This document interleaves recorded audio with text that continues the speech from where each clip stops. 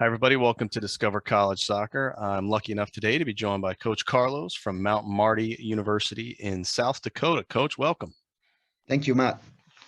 So, I for one, am not familiar with Mount Marty, so this will be a good conversation for us to have for all those people who also aren't familiar with your school. You guys are kind of in that southeastern corner near Nebraska and Iowa, if I'm not mistaken.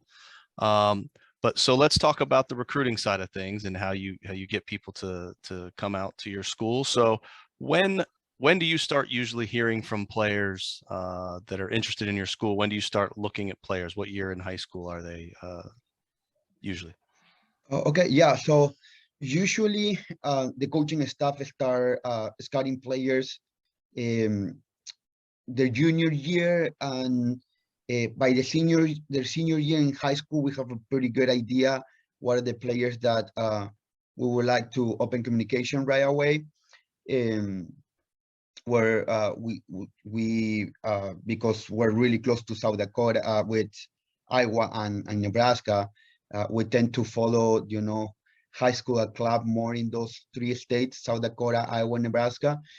But we also hit some major tournaments, national wise, where we tend to go at least every other year to Las Vegas or Florida, California, the Surf Cup, the bigger events to be able to see players. Usually, we're starting to start paying attention when they're like playing U17, so junior getting into their senior year, and that's how we um, start contacting them the beginning of the senior year. So. Okay.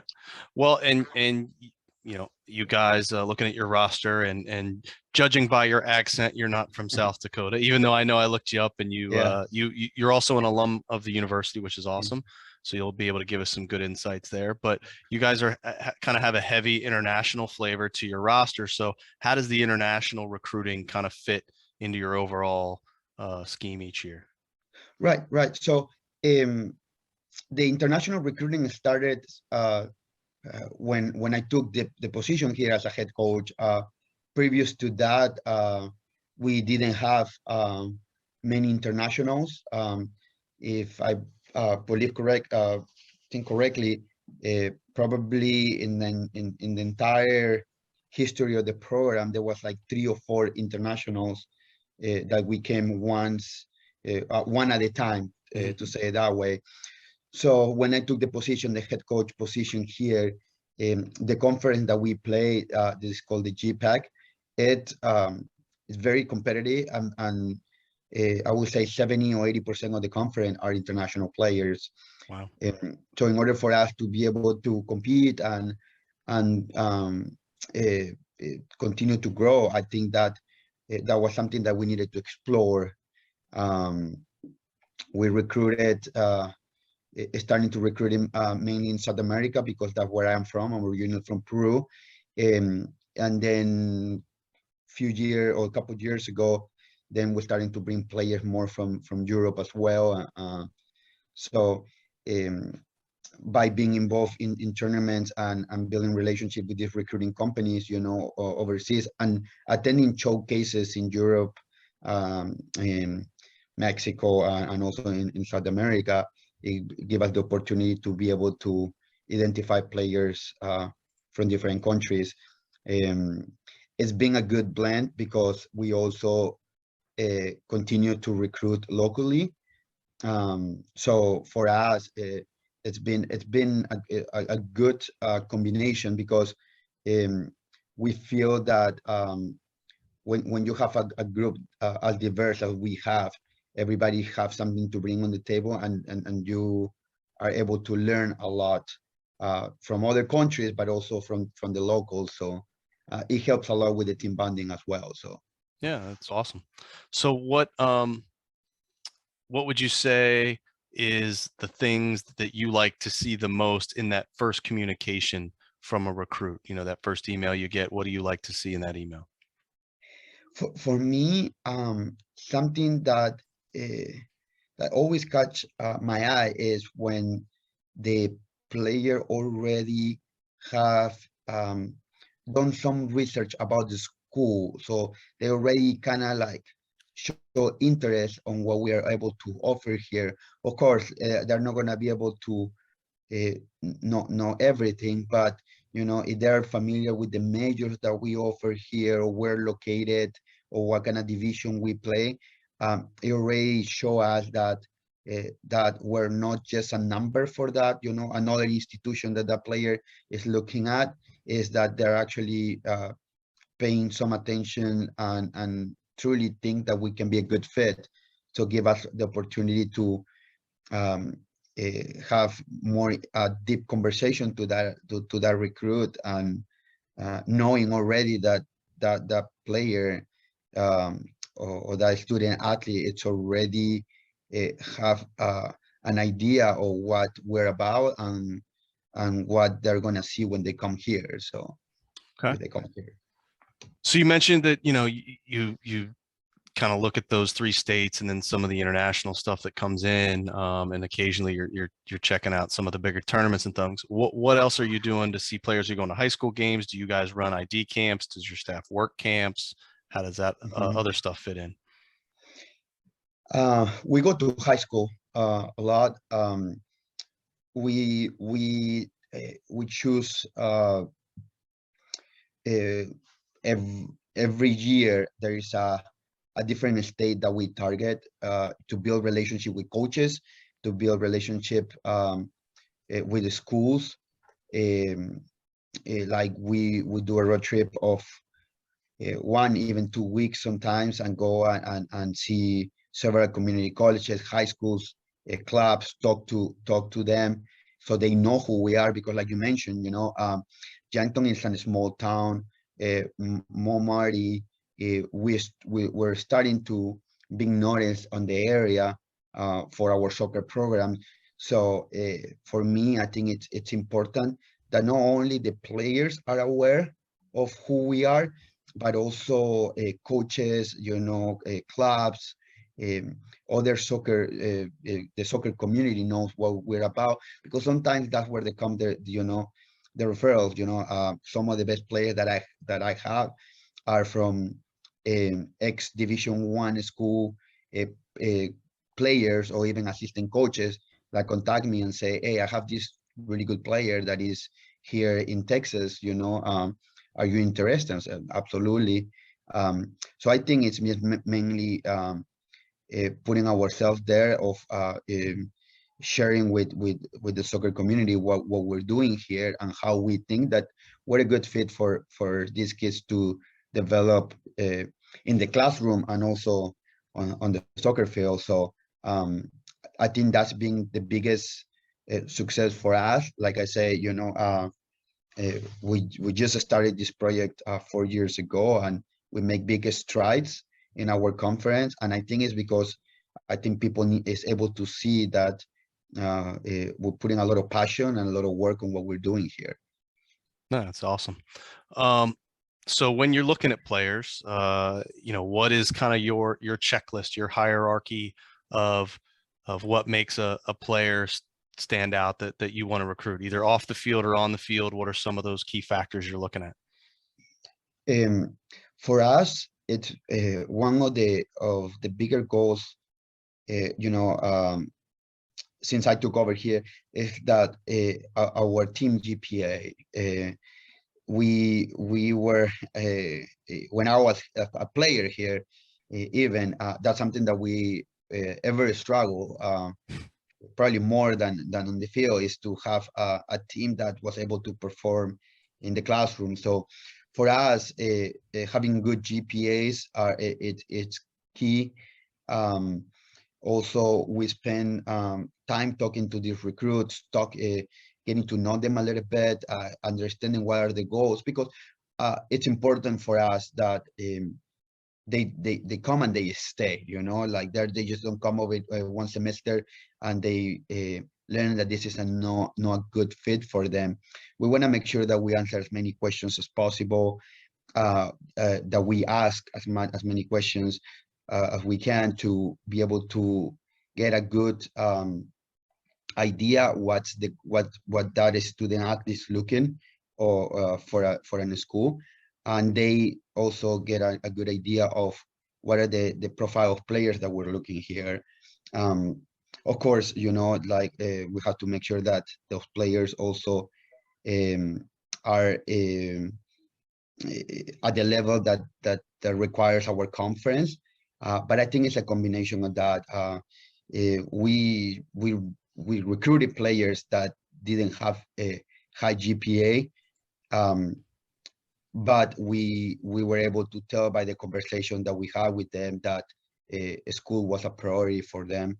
And here at Marty, because we're a small private institution, we get a lot of support from faculty and teachers, tutors, everything that they need to be successful in the classroom. So even that we look for players that already have a strong academic background, it's just for us knowing that they know that they're student athletes for they come over here, and that's going to be something that we're going to ask them to be serious about. So, you talked about academics and that you're private university. So obviously cost, is going to come into play for a lot of folks. So you're NAIA, so you do have some athletic money. So how does the athletic money and the academic money and everything kind of work together to help students attend Mount Marty? What I think is very helpful at our institution is our scholarship are stockable. So in some places, I know that you can get one or the other one, or you got here. If you're a really good student, you get a high academic scholarship, and if you're a good athlete as well, then you can get a really good athletic scholarship, and you just add those two plus other grants that you might qualify based on faith or based on your financial situation. We have some grants that can help give more money to the players that come from families with low income.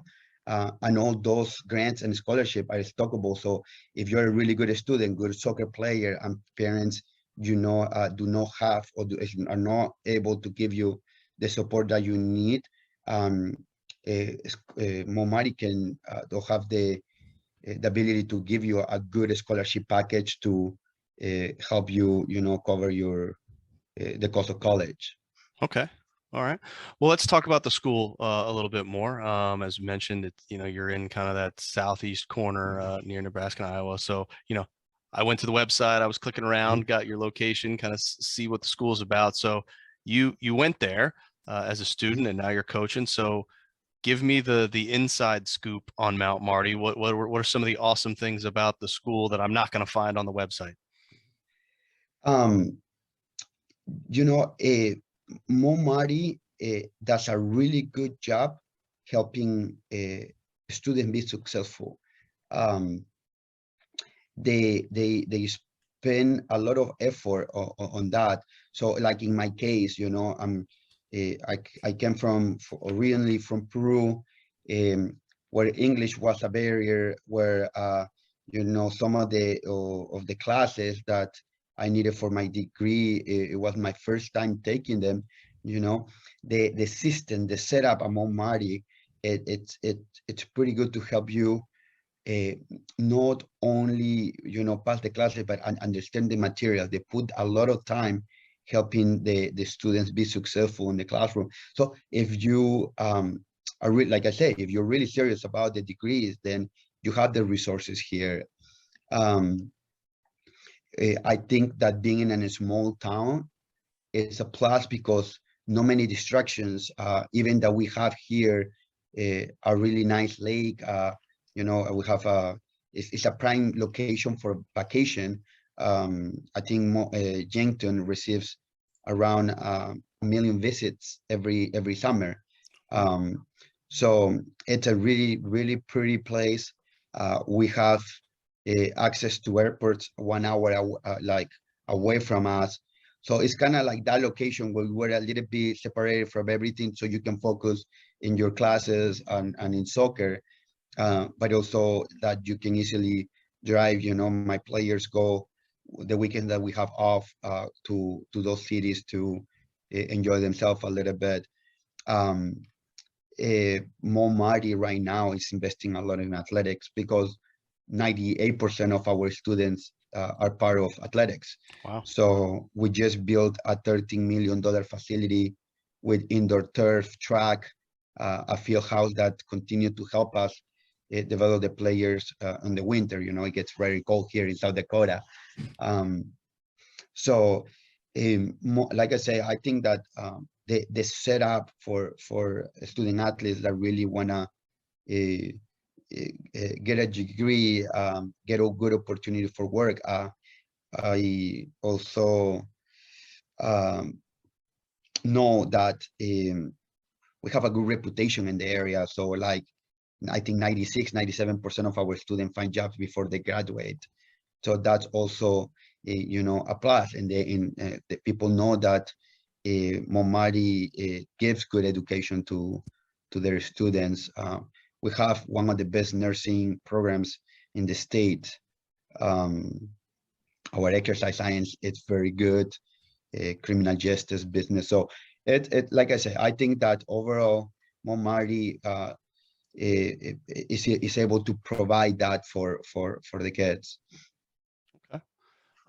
Well, kind of give me an idea of what a typical a week is like during the season for a student, from the time they wake up till the time they go to bed. For my players, they wake up, they go eat breakfast. Most of the classes start around 9 a.m. All the classes take a break during lunch hour, so they have access. So nobody can miss going to the cafeteria due to classes. They go around 3:30, 4 o'clock is when we start practices during season. We practice for a couple hours. We have the athletic trainers there with us. The strength and conditioning coach work very closely with us. They continue to go 3 times a week for injury prevention and trying to do some maintenance during season with him. He also does evaluations for seeing and give us an idea of what are the players that are in risk of injuries based on this test that he does for, let's say, to put an example, like a hamstring strength and things like that.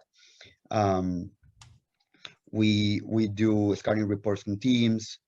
The schedule on college it's at least for us. We play 18 games in 2.5 months. So during season, it's busy. We're trying to cover as much as possible. But I think something that I feel very proud that we do as a program, even that we're very busy during season, is that we spend time doing community service, doing clinics for a human services center here. We done free soccer clinic for the community. We're about to do another one this spring as well. So the community aspect and the community involvement, even during season, is important for us. And the team bonding, like I said, we give the captains the opportunity once a week for them to we cut one of the training sessions for them to spend time together. Most of the time they go to the lake, they hang out there, they have a good time, they get to know each other more that way too. And we're fortunate that we're able to fit those things during the busy schedule during the fall. Okay. So on that academic side of things, how do your students balance that, like you said, it's a packed in schedule. How do your students balance the demands of the academic side plus the athletics, and kind of what support systems does the school have in place to help them? Right. We have a center that's called the the Learning Center or Academic Excellence Center, where they free of charge they have the opportunity there to sign in with tutors for their classes. So we do meet also twice a week to do a study table, kind of like to study all together. Um, More of trying to make sure that we're not overloading the players with too much with soccer and leaving that apart. So they have 2 or 3 hours a week that they can sit and we all do our work there.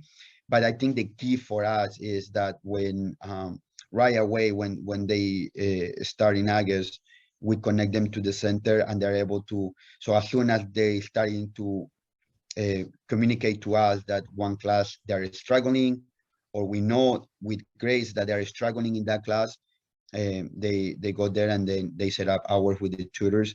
The good thing with the tutors is that they're open late or up to close to 10 p.m. So they after dinner they have 3-4 hours window to go over there and meet with the tutors and able to take care of those classes. Teachers itself, that's one something that I really enjoyed when I was a student here, and I play for Marty, is that most of those my teachers go to my games or went to my games, you know, and they know who you are, they know what team you represent, and so that also I would say flexible with you, with materials, coach. I have, one of the professors were having a trip, 8 hours away. We're going to spend the overnight. There's an assignment for tomorrow. Can I just give it after I come back from the trip? That usually it's harder to have that kind of relationship. When you go to a really, really big school, when there is a faculty, where there's a professor for 80, 90 kids per class, right? Our class size are 20, 25. So gets an opportunity for the professors and for the student to get to know each other better. Oh, that's good. So in terms of travel, because you're in South Dakota, so I'm sure there's some travel involved even in the GPAC. How far do you usually have to go, and how does that affect classes and that whole thing? I think that we try to keep it not too far. I think the farthest that we travel, it's been 8 hours for us when we go up to like North Dakota. That's slightly colder in here. Same thing. I think we plan ahead. We make sure that the students or the players communicate with the professors ahead of time. We give the professors our game schedule at the beginning of the season. So we try to have a good communication with everybody on campus, so they are aware when we're gonna leave. 3-4 days before, when we have everything confirmed with the charter bus and the hotels and and the other school as well. That's when we send that final email with all the specific details, and we make sure that that also sent to all the faculty here. So sometimes, like I say, we know that there are some players that are struggling with some classes and it's going to affect them. We make sure that those players also communicate with their professors directly to make sure that they are aware and they know that this is happening, and if there is a need from that professor, that before we travel, that the players present the assignments before that. Okay. Well, let's talk a little bit more about the team and the soccer side of things. So, looking at online, you've got a pretty large roster. Looks like you have kind of a reserve side. So what's your ideal roster size? How many kids are you trying to bring in each year? If I'm a freshman, am I immediately on the reserve side, or am I fighting for time? How does that work for you guys? We try to keep between 40 to 45. there's been years that were able to go up, or we went up even to 48, close to 50.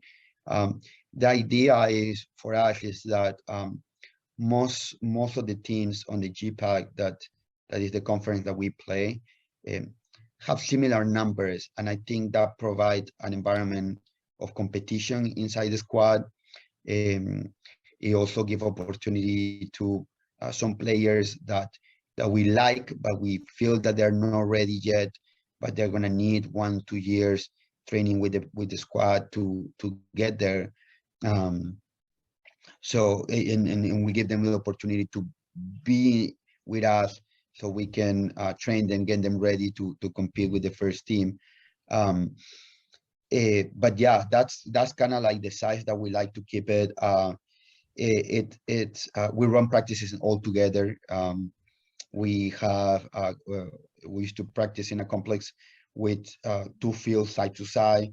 The field that we have right now, the turf field, it's pretty good quality. We're able to run it there, keep them all together, and constantly evaluate them.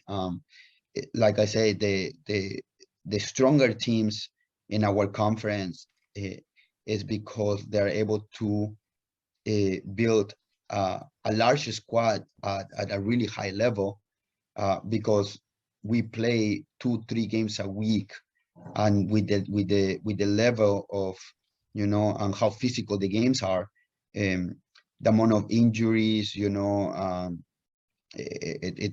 you know, if you don't have a strong squad with large numbers, then at the end of the season, you're struggling to, you know, to have a healthy squad to compete. So for us, last year, I think we ended up using 28 players by the time the season was ended, because we believe that we try to make sure that everybody's training the same, and if we have a you know, my right back gets injury, my first option is try to sub it with another right back, so and be able to give that opportunity to the players in those specific positions. So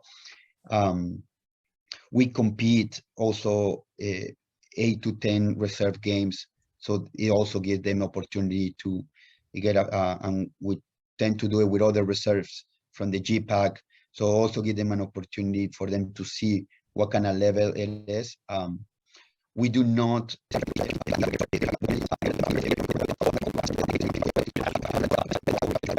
that's already or able to over there to recovery positions. I think that the actions that you could they are as equal as important. So the injury prevention that they do in the weight room, the recovery that they do with the athletic trainer, and then what we can do as a coaches on the field, I think that are equally important. And I think that's been one of the key of us being able to compete better and better every year, because we haven't take or miss those aspects, right? So and then that is the coach that I have does a really good job also helping me making sure that even that my main focus is with the 24, 25 players that that I have on the first team, that the other 25 players on the reserve were not just leaving it to the side, and we're also tracking their progress so they can go up in any moment. That's great. So how would you describe your style of coaching and your team style of play?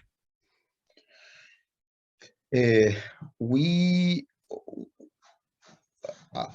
think we like to play. We like to have the ball. I would say if I can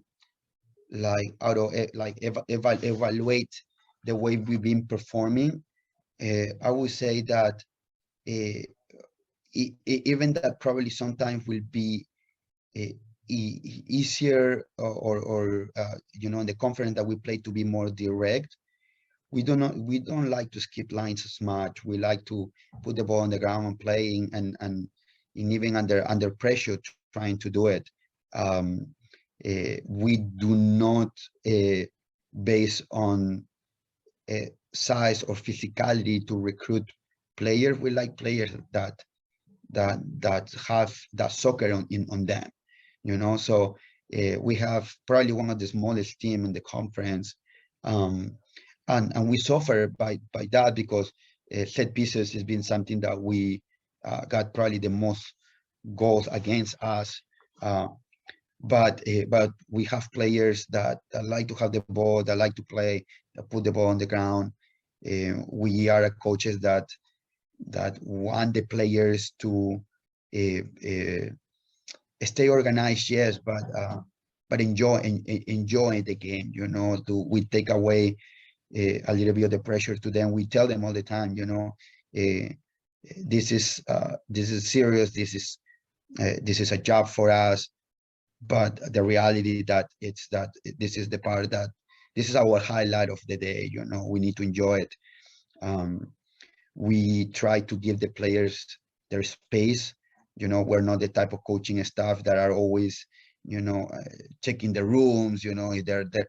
No, we think that we give them the respect that they need. They're responsible. They're already adults.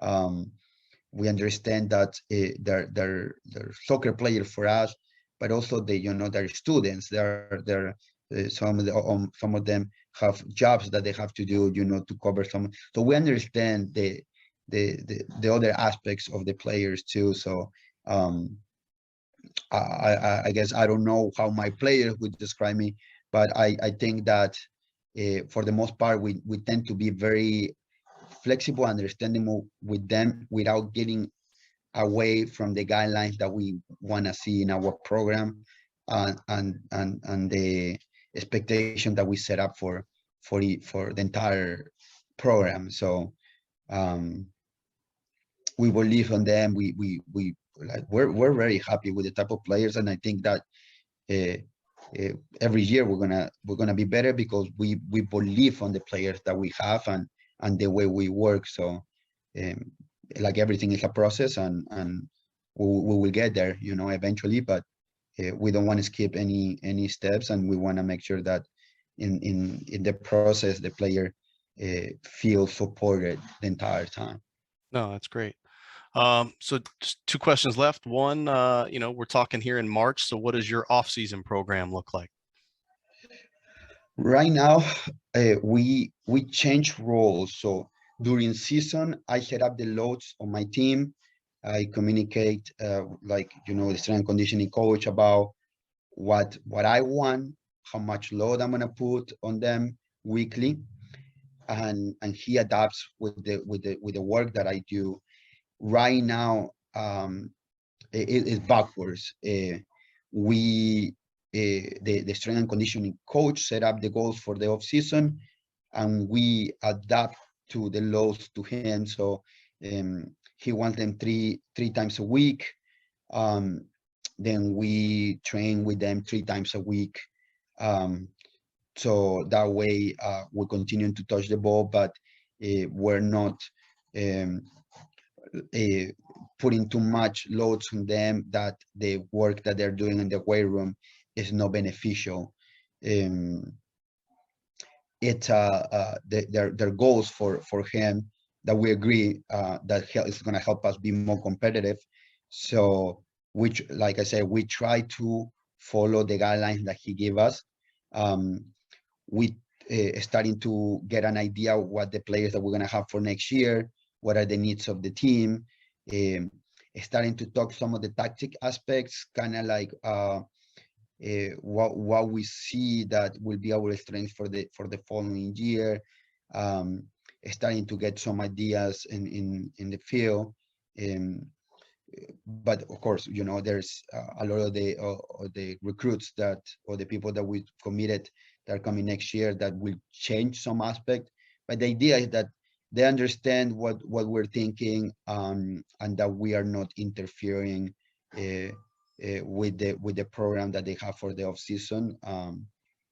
And yeah, just keep everybody involved, ready, classrooms. It's this is the time that we want to make sure that we are preparing next season, and we Sure. are already ahead of time to make sure that when comes August, we can focus specific in soccer and not being too worried about, the other 300 assignment that we have to do as a program, right? Right. Well, Coach, you gave us a lot of information, shared some great stuff about the school. So last question I give is just a catch-all. What did we miss? What else would you like any prospects, recruits, parents, anybody to know about your team, your school, or anything you want to reiterate? This is the last chance. So let me have it. Share. Um, I would say to give us, to give Marty an opportunity to show you what we're about, what kind of values we have here as an institution, how we feel that we can be a key factor of any individual growth. That sometimes it's not a downside to go to a private small institution, because I feel that we have the opportunity, the resources, and the ability to provide a very good education for anybody, and also developing that students as also as a good athletes as well. So Okay. Awesome. Well, Coach, I appreciate the time. Wish you the best of luck this upcoming season, and we'll share this out, and hopefully some people will see it and want to check out Mount Marty.